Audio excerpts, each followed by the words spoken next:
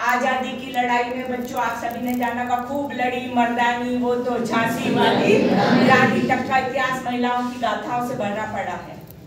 एक तरफ वो चंडी और दुर्गा का रूप धारण करके राक्षसों का संहार करती है, तो दूसरी तरफ वो कृष्ण की राधा बनकर प्रेम की गंगा भी बहाती है। तो ये नारी सीता, सावित्री, दमयंती, द्रौपदी की फेहरिस्त अगर आप देखना चाहें तो कम नहीं है। प्राचीन काल में नारी के पास पर्याप्त अधिकार थे, बहुत सशक्त नारियां होती थी उस समय। ये दुर्दशा और सशक्तिकरण की बात कब आई? जब महिलाओं की स्थिति में दुर्दशा का प्रारंभ हुआ मुगल कालीन, मध्यकालीन भारत में। जब मुगल कालीन साम्राज्य भारत में आया तो उस समय से महिलाओं की जो स्थिति में है, जो है वो निम्न निम्न निम्न होती गई और दुर्दशा प्रारंभ हुई। पर्दा प्रथा का प्रारंभ देख लीजिए, सती प्रथा का प्रारंभ देख लीजिए, बाल विवाह का उस समय देख लीजिए, महिलाओं का शोषण देख लीजिए। एक एक राजा के द्वारा उस समय उसके द्वारा उनके हरम में इतनी इतनी महिलाओं को जबरदस्ती उनका यौन शोषण किया जाता था, देख लीजिए। और जब से जो बदतर हुई है नारी की स्थिति, महिलाओं की स्थिति, वो निरंतर निरंतर निरंतर निरंतर धीरे धीरे कमतर होती जा रही है। अब देखा जाए तो जितने भी दुनिया में सफल पुरुष हुए हैं, जितने भी सफल महिलाएं हुई हैं, सशक्त महिलाएं हुई हैं, उन सभी ने एक मत से स्वीकार किया है कि हमारी सफलता का श्रेय कहीं ना कहीं हमारी माँ की प्रेरणा को जाता है। चाहे वो जनरल ग्रांट हो, चाहे अब्राहम लिंकन हो, चाहे वो स्वतंत्रता संग्राम के सेनानी हो गांधी, विनोबा भावे, सबने एक मत से स्वीकार किया है कि हमने शासन पराक्रम का पाठ अपनी माँ के आंचल में बैठ के पढ़ा है और सीखा है। महात्मा गांधी कहते थे कि जो सदाचार की पाठ मेरे को मेरी माँ ने सत्यता का पाठ पढ़ाया था, वो मेरे जीवन का मूल मंत्र बन गया है। जनरल ग्रांट का एक किस्सा आपके साथ में मैं शेयर करना चाहूंगी बच्चों, कि जनरल ग्रांट गिरजाघर में प्रार्थना करने जाते थे अपने परिवार के साथ में। तो उनका छोटा सा बच्चा भी गया, तो वो चर्च में गए, जब प्रार्थना कर रहे थे तो बच्चा ही होता है, रोने लगा, जैसे अपनी कन्या रोने लगी। जब बच्चा रोने लगा तो जनरल ग्रांट ने उसको 2-3 बार चुप करने का इशारा किया, पर बच्चा तो बच्चा ही था, रोने लगा जोर जोर से। जनरल ग्रांट ने उसको एक तमाचा लगाया। जनरल ग्रांट की माता जी भी वहीं बैठी थी। थोड़ी देर में उन्होंने बच्चे को चुप कराया, गोद में लिया और वो उठी और उन्होंने जनरल ग्रांट को एक तमाचा भरी सभा में लगा दिया। जनरल ग्रांट और सारे वहां चर्च के लोग स्तब्ध कि क्या हो गया। जनरल ग्रांट रोने लगे। माँ को बोले, माँ तूने मेरे को किस गलती की सजा दी है, सबके सामने एक तमाचा जड़ दिया। तो माँ बोलती, वही गलती के लिए जो ये बच्चा कर रहा था, वही तो गलती तू भी कर रहा था। बच्चा तो बच्चा है, वो तो प्रार्थना का महत्व नहीं जानता, लेकिन तेरा ध्यान कहाँ था? तेरा तो ध्यान प्रार्थना में लग ही नहीं रहा, तेरा ध्यान तो कहाँ है? बच्चे के रोने में, और तू उसको जो है वो तमाचा जड़ रहा है। तेरा ध्यान खुद ही प्रार्थना में ध्यान में नहीं है। तो जनरल ग्रांट ने माँ से माफी मांगी कि माँ तेरे ही कारण आज मैं इस स्थान पर पहुंचा हूँ। अष्टावक्र की माँ जो है, मालूम है बच्चों आपको, सैनिकों की कवायदें सुनने जाती थी। नेपोलियन बोनापार्ट की माँ, और उन्होंने नेपोलियन जैसे क्रांतिकारी को जन्म दिया। तो माँ की शक्ति जो है उसको आप नकार नहीं सकते। लेकिन आज भी महिला सशक्तिकरण से संबंधित बहुत सारे प्रश्न यक्ष बनकर हमारे सामने खड़े हैं, जिनके बारे में बेटी अंजलि ने काफी कुछ बताया है। ये सशक्तिकरण कब हो सकता है आपका? जब आप आर्थिक रूप से स्वावलंबन बनेंगी, आर्थिक आत्मनिर्भरता प्राप्त कर लेंगी, और उस आर्थिक निर्भरता प्राप्त करने के लिए आपको शिक्षित होना पड़ेगा। आपको मैं एक सर्वे का रिजल्ट बताना चाहती हूँ, जिसमें बताया गया है कि 56 साल लगेंगे युवा बालिका और महिलाओं को शिक्षित होने में अपने देश के। अगले 56 साल जब तक आप शिक्षित नहीं होंगी, आर्थिक निर्भरता को प्राप्त नहीं कर सकती है। आपको सशक्त होने के लिए, आपको सफल होने के लिए क्या करना होगा? कोई दूसरा आपको सशक्तता प्रदान नहीं करेगा। आपको अपना सशक्तिकरण खुद को स्वयं करना पड़ेगा। आपको अपने सशक्तिकरण के लिए खुद को कदम उठाने पड़ेंगे, अपनी सफलता के लिए खुद को कदम उठाने पड़ेंगे। क्या करेंगे आप आत्मनिर्भरता के लिए? आज मैं पूछने जाऊंगी तो हमारे यहाँ 10,000 बच्चियां पढ़ती है कन्या महाविद्यालय, उनके पास लक्ष्य ही नहीं है, गोल ही नहीं है। क्या करना? वो पढ़ रहे, अभी तो आए गाँव से पढ़ रहे, अभी क्या रहे, बीएससी कर रहे, बीएचएससी कर रहे, लक्ष्य नहीं है। सबसे पहले आपको क्या करना है, सशक्त बनाने के लिए आपको अपने जीवन का लक्ष्य बनाना है। आप क्या बनेंगी, क्या बनना चाहती हैं, कैसे बनाएंगी, क्यों जरूरी है लक्ष्य? क्योंकि वो आपको दिशा देंगे काय की, आगे बढ़ने की, काय के लिए, सशक्त बनने के लिए, काय के लिए, सफलता के लिए। आप किसी मुकाम पे पहुंचेंगे, आपकी मंजिल क्या है आपको ही नहीं पता, आपको लक्ष्य बनाना पड़ेगा। कहते हैं ना, लक्ष्य न उछल होने पाए, कदम मिलाकर चल, मंजिल तेरे पद चूमेगी आज नहीं तो कल। तो आपको सबसे पहले अपना क्या करना होगा, लक्ष्य बनाना होगा। आप कैसी दिखती हैं, आपकी रुचि क्या है, आपकी पसंद नापसंद क्या है, आपका रुझान किस तरफ है, क्या काम करने में आपको बहुत मजा आता है, उस प्रोफेशन को आप अपना लक्ष्य बना सकती हैं कि आपको क्या करना है। जब तक आप आर्थिक रूप से स्वावलंबन नहीं बनेंगी, आर्थिक रूप से आत्मनिर्भर नहीं बनेंगी, स्वावलंबी बनेंगी, तभी आप सशक्तिकरण की पहली सीढ़ी पे जो है वो चढ़ पाएंगी। समझ में आ रहा है आपको? तो लक्ष्य बनाने पड़ेंगे, आपको बड़े बड़े सपने देखने पड़ेंगे। आपने जो थे ना राष्ट्रपति, कौन थे, अब्दुल कलाम आजाद, वो हमेशा कहते थे अपने भाषण में, बड़े सपने देखो, है ना। जितनी आपकी क्षमता है, जितनी आपकी योग्यता है, उससे थोड़े बड़े सपने आप देखो, क्योंकि उन सपनों से ही तो फिर आपको लक्ष्य बनाने की राह मिलेगी कि आप क्या चाहती हो जीवन में, क्या बनना चाहती हो। क्या वो कहते हैं ना, सपने वो नहीं होते जो सोते समय देखे जाते हैं, सपने वे होते हैं जिनके लिए आप सोना छोड़ देते हैं बच्चों। तो आपको बड़े सपने देखना है, अपने विजन को फ्यूचर में डालो, भविष्य में झांको, क्या करना चाहती हो, है ना। लक्ष्य आपके शॉर्ट टर्म, मिड टर्म और लॉन्ग टर्म तीनों होंगे, और भाई बनाने ही नहीं है, लिखो, लिख के उसको टांग लो अपनी टेबल के सामने, और उनको दिन में रोज 2 बार पढ़ो कि क्या है हमारे गोल्स, क्या चाहते हैं हम बनना। समझ में आया आपको?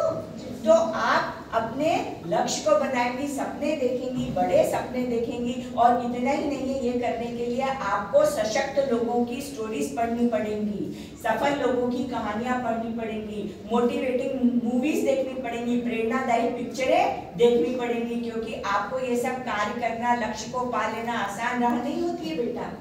ये लक्ष्य को पाने में आपको बार बार मुक्ति खानी पड़ेगी, बार बार असफलता है, बार बार संघर्ष देखना पड़ेंगे। एक छोटी सी एग्जाम देने आप चाहेंगी देना, तो घर में मम्मी बोलेगी नहीं हम तेरी शादी कर देते हैं, पहले मस्त ससुराल में जाके दे लेना तेरे को जो भी एग्जाम देना है। अगर अच्छा ऑफर आया तो आपकी कितनी भी बड़ी आपका कैरियर हो, वो बोला जाएगा नहीं फिर ऐसा मिलेगा नहीं, ऐसा संबंध नहीं मिलेगा, अभी तेरा ये छोड़ दे, है ना, जो नौकरी वोकरी ये छोड़, जहाँ अपना घर बसा जाके, ऐसा बोला जाएगा आपको। समझ में आया आपको? तो आपकी राह कहीं से कहीं तक आसान नहीं है, और आपको हर जगह संघर्ष करना है, और इस संघर्ष के लिए जो है वो आपको क्या चाहिए, मजबूती चाहिए। क्या मजबूती चाहिए? प्रबल इच्छा शक्ति चाहिए। विल पावर स्ट्रॉन्ग नहीं, मेरे को तो करना ही है, मेरे को तो बनना ही है, यही आपको सशक्त बनाएगी, आपकी इच्छा शक्ति कि नहीं मेरे को मेरे सपनों को और मेरे लक्ष्य को पूरा करना है, मेरे को आर्थिक आत्मनिर्भरता प्राप्त करनी ही है, मेरे को अपनी सोई हुई शक्ति को जगाना है, अपने अंदर की क्षमताओं को बाहर लाना ही है। तो आपको मैं बता दूं, आपने वो सुनी होंगी लाइनें, कौन कहता है आसमां में सुराख हो नहीं सकता यारो, एक पत्थर तो तबीयत से जमीन पर उछालो, है ना। आपने वो सुकरात का नाम सुना होगा, सुना है सुकरात का नाम सबने? कौन थे सुकरात? एक फिलोसोफर थे। अंजलि के लिए तालियां बजाइए। एक बार सुकरात से किसी ने बोला कि तुम्हारी सफलता का रहस्य बता दो, तो सुकरात ने बोला ठीक है। एक बच्चे को उन्होंने दूसरे दिन बोला कि तुम नदी के किनारे मिलो, वहीं पे मैं तुम्हें अपनी सफलता का रहस्य बता दूंगा। दूसरे दिन पहुंच गया वो बच्चा सफलता का रहस्य जानने। सुकरात उसको नदी के अंदर ले गए और उसकी गर्दन पकड़ के नदी के अंदर डुबा दिया। जब तक वो बच्चा छटपटाने नहीं लगा, नीला पड़ने लगा, तब जोर से वो निकला और उसने लंबी गहरी सांस ली। तो सुकरात ने पूछा, जब तुम डूब रहे थे अंदर, मैंने डुबा रखा था, तो तुम्हें किस चीज की सबसे ज्यादा इच्छा हो रही थी, किस चीज की सबसे ज्यादा जरूरत थी? तो वो बोला सांस की, हवा की। सांस नहीं आ रही, मैं कैसा मरने जैसा महसूस कर रहा था। तो सुकरात ने उसको कहा कि यही है सफलता का रहस्य, जितना डूबने वालों को सांस लेने का, हवा की जरूरत महसूस होती है। ये इच्छा शक्ति के बल पर। आपने देखा गांधी जी दिखने में कैसे दिखते हैं, ऐसे दुबले पतले के हवा का झोंका ही उड़ा के ले जाए ना, लेकिन कितना आत्मबल, कितनी इच्छा शक्ति। हाँ, कि उन्होंने अपने उस इच्छा शक्ति के बल पर क्या कर दिया आपको। नहीं तो क्या होते आज भी, आज तो नहीं होते, अभी तक तो हो ही जाते आजाद, बहुत लोग आगे आगे होते, लेकिन उस समय दिलाना, उस समय आजादी को दिलाना। कहते ना बच्चों, सागर सा गंभीर हृदय हो, मन में चातक सा प्रण हो, जीत सकता है वही इस जग में जिसमें अपना आत्मबल हो। तो इच्छा शक्ति के बल पर जो है वो आप आगे जा सकते हो, और इच्छा शक्ति आपको सशक्त बना सकती है। आपको अपनी प्रबल इच्छा शक्ति को विकसित करना होगा कि हमें तो करना ही है ना। फिर इच्छा शक्ति के बाद भी बार बार आपको प्रयास करने पड़ेंगे, क्योंकि ये आसान नहीं है। आपको लक्ष्य को पाने की जो राह है वो आसान नहीं है, सशक्त बनाने की राह जो है वो आसान नहीं है। बार बार असफलता, संघर्ष का सामना करना पड़ेगा। आपने वो सुना होगा ना, कोई भी कोशिश नाकाम हो सकती नहीं, मंजिल अगर ना भी मिली तो फासले घट जाएंगे, है ना। और वो तो आप सभी जानते होंगे कि कोशिश करने वालों की हार नहीं होती, है ना।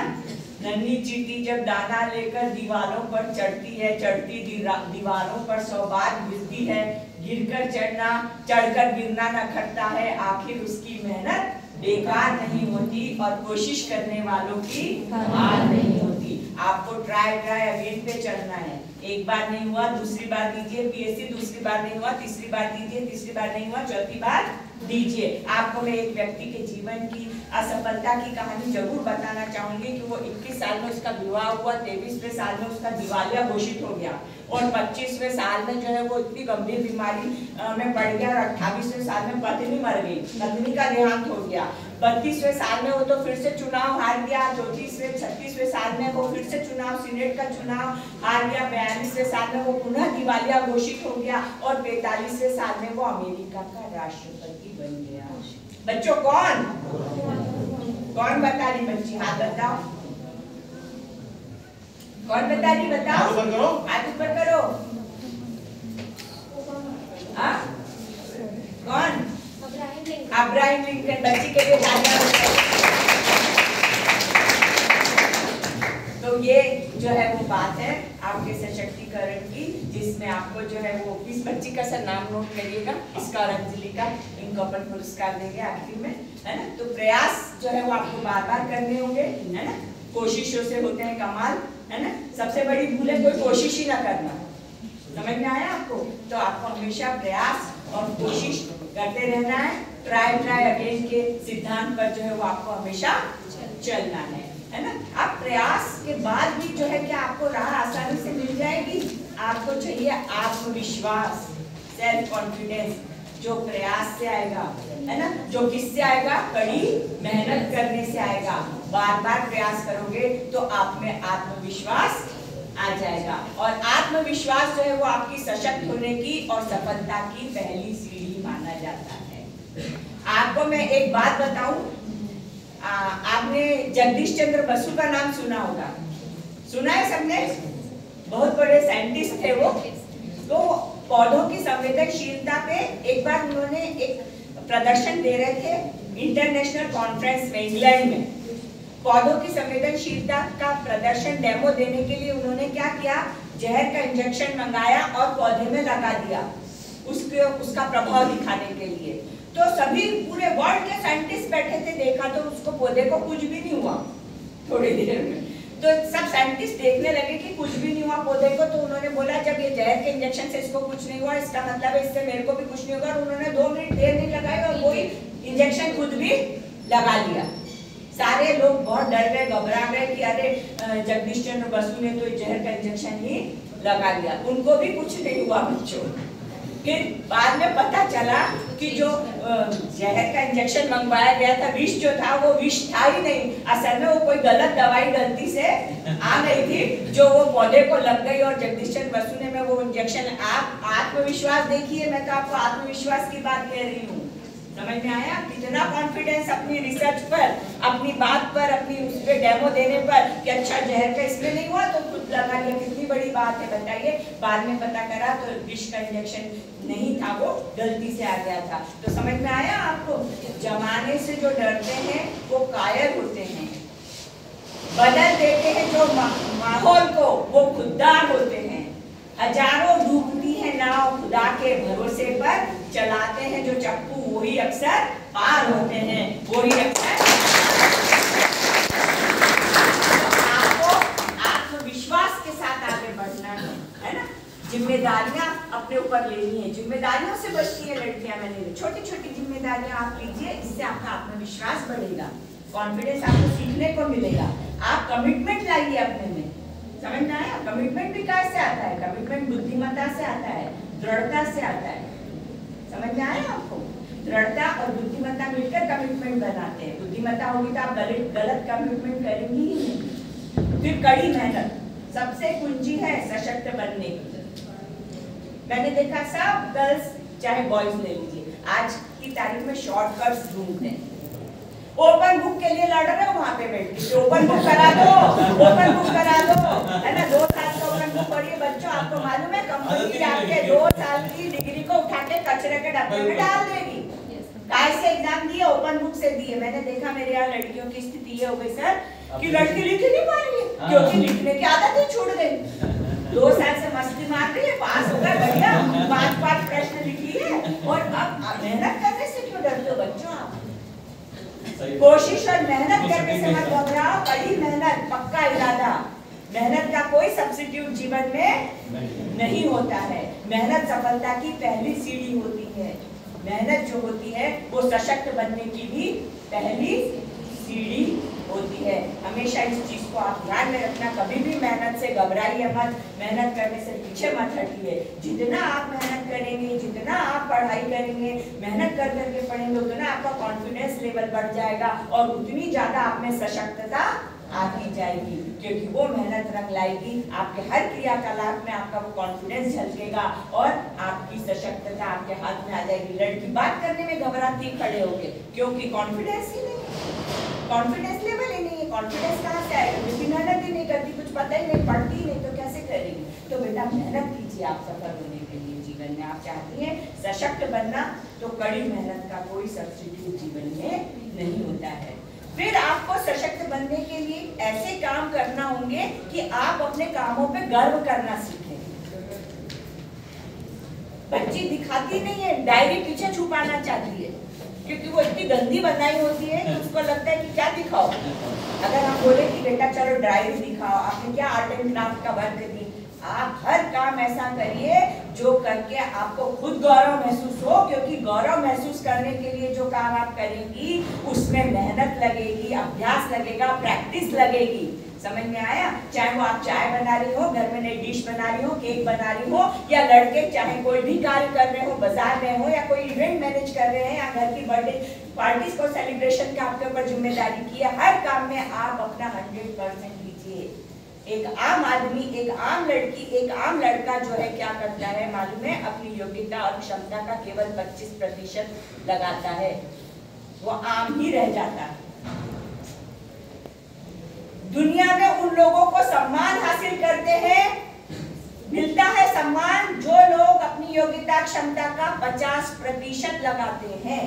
और बच्चों, दुनिया उन लोगों को अपने सर आंखों पर बिठा लेती है जो अपनी योग्यता क्षमता का 100% लगाते हैं। समझ में आया?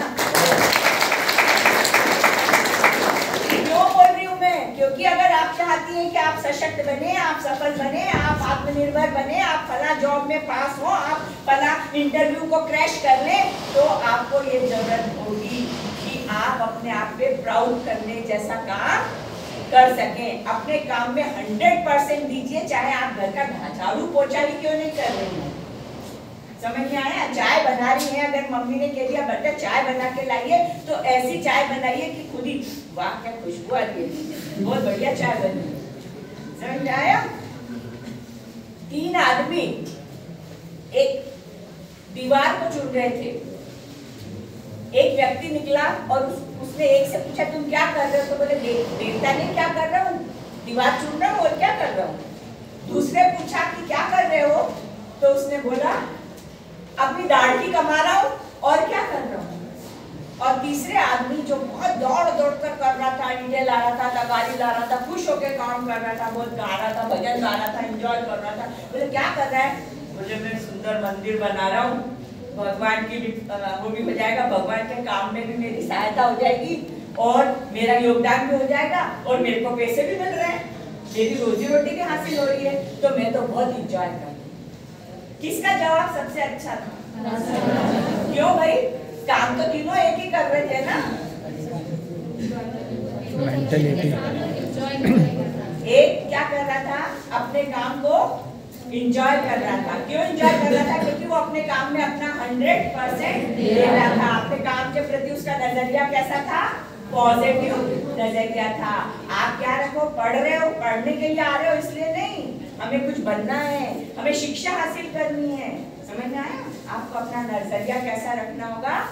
सकारात्मक रखना होगा। सकारात्मक नजरिया रख के ही आप सशक्त बन सकती हैं और ईश्वर के प्रति कृतज्ञता होनी चाहिए। आपके मन में उपकार नहीं भूलना चाहिए कि आपको उसने जन्म दिया है, तो आपको अपने जीवन में कुछ न कुछ कर कर दिखाना है, अपने जीवन को व्यर्थ नहीं जाने देना है। कुछ नहीं करेंगे आम लोगों जैसे, कोई जानेगा भी नहीं, है ना।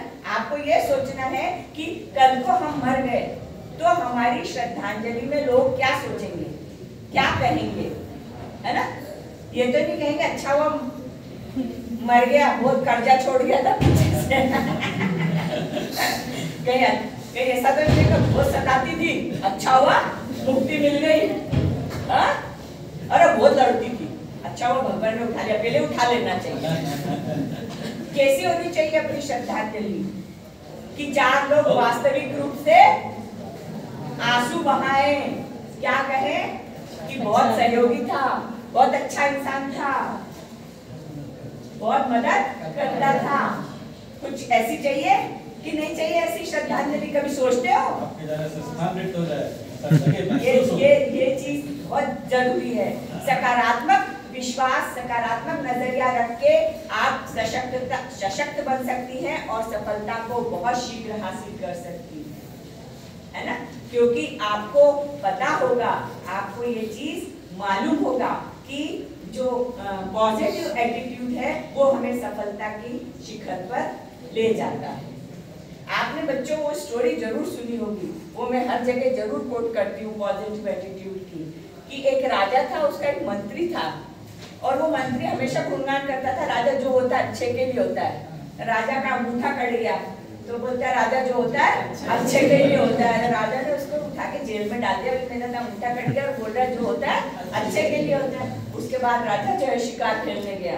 अब शिकार खेलने गया, रास्ता भटक गया, जंगल में आदिवासियों के पास पहुंच गया। आदिवासियों के लिए क्या राजा तू और क्या प्रजा पकड़ ला, उसको मैंने तेरी बलि चढ़ाई में देवी माँ के सामने, वो बांध दिया उसके हाथ में। जब राजा के हाथ बांध के देखा अंगूठा कटा रहे, बोले अंग भंग हटाओ इसको, इसकी तो हम खंडित है, इसकी हम बलि नहीं चढ़ाते। वापस भेज दिया, जान बचे लाखों पार। राजा उसे बड़ी बड़ी सांस भरता वो वापस आया, वो मंत्री को बुला के लाओ और जेल में से निकालो। बोले तू सही कहता था कि भाई जो होता अच्छे के लिए होता है। बोले अच्छा, बोले अब तेरा क्या अच्छा हुआ जेल में? बोले बहुत अच्छा हुआ राजा, जो होता अच्छे के लिए होता है। अगर मैं जेल में नहीं होता तो तुम्हारी जगह तुम मेरे को भेज देते और फिर क्या होता, तुम्हारी जगह मेरी बलि। तो बेटा जो होता है वो अच्छे के लिए होता है। हमेशा इस बात पे जो है वो अटल विश्वास आपको रखकर आगे बढ़ना है। और आपके सशक्तिकरण के लिए जो सबसे ज्यादा जरूरी है वो है दृढ़ संकल्पित होकर आपको कार्य करना है। संकल्पों की दृढ़ता से जो है वो आधी सफलता कार्य करने के शुरू में मिल जाती है। अगर आपने कहा कि मुझे ये एग्जाम क्रैक करनी ही है या ये मुझे इस एग्जाम में 75% लाना ही है, ये संकल्प लेके मैं आज से पढ़ाई शुरू कर रही हूँ, चाहे मुझे रात दिन एक करना पड़े, चाहे लिख लिख के देखना पड़े, तो समझ लेना आधी सफलता आपको उसी दिन मिल गई है। क्योंकि संकल्प जो है वो विजय दिलाने में, जितवाने में, सफलता दिलाने में, सशक्त बनाने के लिए बहुत जरूरी होते हैं, है ना। आपने वो सुना होगा ना, भावों की भीषण ज्वाला को सीने में कौन दबा सका और अलबेले दृढ़ संकल्पी को रास्ते से कौन हटा सका। संकल्प की दृढ़ता से जो काम करोगे तो आपको शीघ्र सफलता मिलेगी और आप सशक्त बनने की राह में बहुत जल्दी आगे बढ़ जाओगे। एक छोटा सा जो है उदाहरण आपको बताती हूँ। एक पंडित जी यज्ञ कर रहे थे, पुजारी, और यज्ञ कर रहे थे और वो भगवान का आह्वान कर रहे कि सूर्यदेव अग्नि प्रकट कीजिए, सूर्यदेव अग्नि प्रकट कीजिए। तो सूर्यदेव का सुनने वाले थे। सुबह से शाम हो गई, पंडित जी पुजारी जी प्रार्थना करते रहे, कोई सूर्यदेव प्रकट नहीं हुए। राजा विक्रमादित्य अपने नगर में घूमते हुए निकले, उन्होंने देखा पंडित को, पुजारी को क्या कर रहा है, बोले सुबह से प्रार्थना कर रहा है, बोले ऐसे नहीं आएंगे अग्निदेव, अग्निदेव तो प्रजावत्सल होते हैं। तब राजा विक्रमादित्य ने अपना मुकुट उतार कर संकल्प लिया कि अगर अग्निदेव सूर्यास्त के पूर्व तक प्रकट नहीं हुए तो मैं राजपाट छोड़ दूंगा, भले ही प्रजा का कितना ही प्रजा में दुराचार अनाचार फैल जाए। जैसे उन्होंने ये संकल्प लिया, अग्निदेव तुरंत प्रकट हो गए। तो पुजारी बोला कि देव, मैंने आपके लिए इतनी प्रार्थना करी सुबह से, तो आप प्रकट नहीं हुए, और ये राजा ने क्या मुकुट उतार के बोल दिया कि आप तुरंत प्रकट हुए। तब अग्निदेव ने कहा कि पुजारी, राजा ने जो किया वो कैसे किया, संकल्प के साथ में किया। संकल्प से किए हुए कार्य जो होते हैं वो तुरंत परिणाम देते हैं। तो आपको ये ध्यान रखना होगा। समझ में आया? और सबसे इम्पोर्टेंट बात है प्रोत्साहन, है ना। अब मैं अपने समाप्ति के ओर आने लगी हूँ धीरे धीरे। जो आपको प्रोत्साहित आपको हमेशा रखना है। मैं देखती हूँ लड़कियां बहुत उदासीन, कोई चेहरे पे उत्साह नहीं, है ना, कोई बॉडी उमंग नहीं, उत्साह नहीं, है ना, ना कोई ना क्या है, ना उमंग है, ना पता क्या बोलते हैं पता। तो ऐसे क्यों रहते हो? प्रोत्साहन तो जीवन में बहुत जरूरी है। आप जो भी काम कर रहे हो, प्रोत्साहन जो है वो मन के लिए अमृत के समान होता है। वो महाभारत का किस्सा नहीं आपने सुना? महाभारत में जो भगवान अर्जुन रथ में लिए खड़े थे युद्ध के सामने, अर्जुन रथ को लिए खड़े थे, अर्जुन के सारथी कौन थे? भगवान श्री कृष्ण सारथी थे। तो अर्जुन को क्या डर था? दूसरी ओर कर्ण खड़ा था। कर्ण के सारथी का नाम बताओ कोई, तो अभी इनाम मिलेगा। बताओ क्या बोला बेटा? जोर से खड़े हो, जोर से बताओ, मास्क हटाओ, आवाज नहीं सुनाई देगी। आपने हाथ जल्दी। मैं आपको बोल रही हूँ, कर्ण के जो सारथी थे वो कौन थे? नाम बताओ, नाम। किसके मामा थे उस शब्द को कोई लेना देना नहीं। हाँ, ये बच्चे के लिए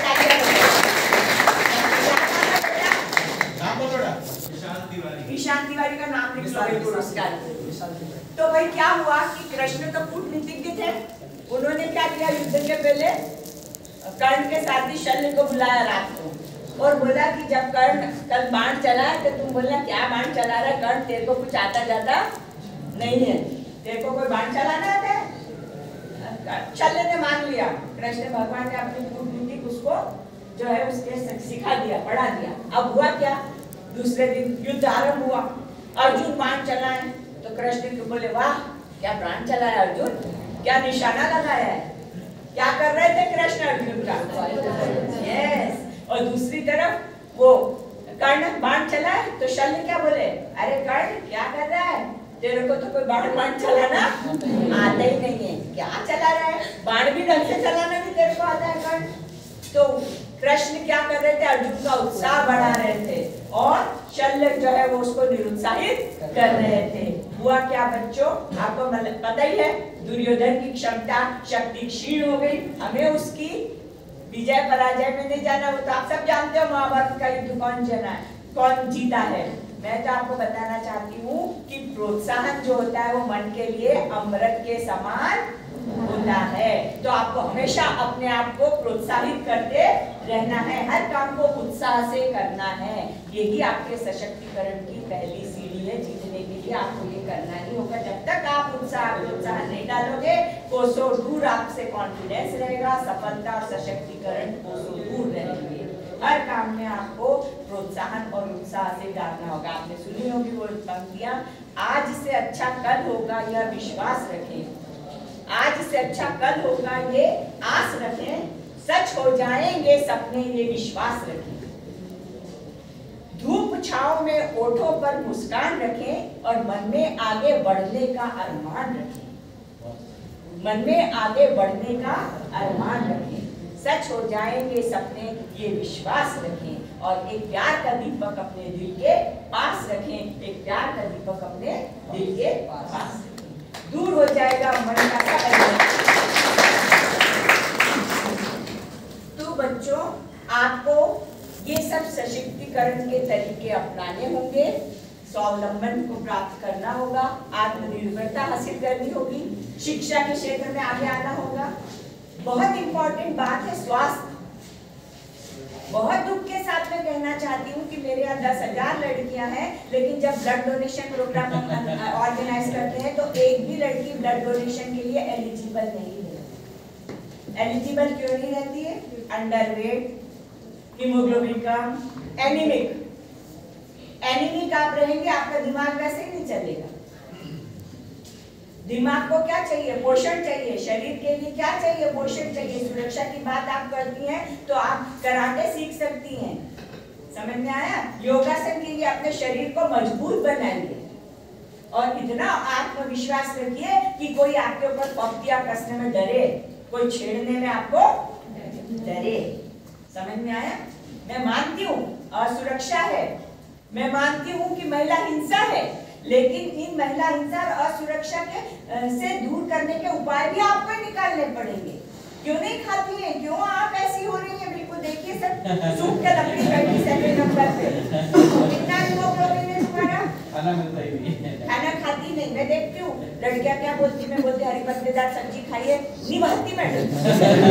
फिर वो गाँव से आती है ना, शॉर्टकट अब खुद ही करना है। अरे बहुत सारा दाल चावल सब्जी रोटी पूरा कौन बनाए? बनाती खुद है ना, तो पूरा कौन बनाए? शॉर्टकट एक टाइम बना के रख लिया, कौन पूरा करे? नहीं नहीं नहीं, ये क्या कर रही? गलत कर रही है। शरीर के साथ गलत कर रही है। दूध पीजिए रोज एक गिलास भर के, दोनों टाइम। अगर माँ ऐसा बोले भाई पिएगा तो बोले नहीं मैं भी पीऊंगी, मेरे को भी मेरा शरीर मजबूत बनाना है, क्योंकि आप तो भावी मात्र शक्तियां हैं, भविष्य की मात्र शक्तियां हैं। कमजोर संतानों को जन्म देंगी, फिर क्या होगा? आपका जब तक खुद का शरीर सबल सशक्त नहीं बनेगा तो आपको संतुलित आहार खाना है। समझ में आया? संतुलित आहार में बहुत डिटेल में मत जाइए, लेकिन सभी सब्जियों को शामिल कीजिए। दाल चावल सब्जी रोटी दोनों समय ताजी खाइए और रोटी भी बिल्कुल 3-3 रोटी 4-4 रोटी खाइए। जो लड़कियों के अंडरवेट लड़कियां, अंडरनरिश्ड लड़कियां, एनीमिक लड़कियां, ऐसा नहीं होना चाहिए। सबसे बड़ी बाधा तो आपके सशक्तिकरण में यही है। आप पढ़ नहीं सकती, आप जग नहीं सकती, मेहनत नहीं कर सकती, क्योंकि सबके लिए क्या चाहिए? बल चाहिए। तो बलशाली बनना होगा आपको, है ना? अनुशासित जीवन जिए, अनुशासित जीवन जीना चाहिए आपको। योग मेडिटेशन कीजिए आप, ताकि तनाव से दूर रहें, टेंशन से आप दूर रहें। संघर्ष करना पड़े तो भी आप पीछे नहीं हटे, आपकी इच्छा शक्ति जो है वो हमेशा बलवती रहे, है ना? ये चीजों का आपको ध्यान में रखना होगा, तभी जो है वो आप अपने आप को सशक्त बना सकती हैं। तो बस मैं यही कहूंगी बेटियों के लिए कि बेटियां जो है घर की पुरानी खिड़कियों को खोलती हैं। बेटियों से मेरे को बहुत प्यार है, और बेटियां घर में हो तो घर की दीवारें बोलती हैं। पिता की पगड़ी माँ का रेशमी परिधान है, और बेटियां भगवान का सबसे बड़ा बलिदान है।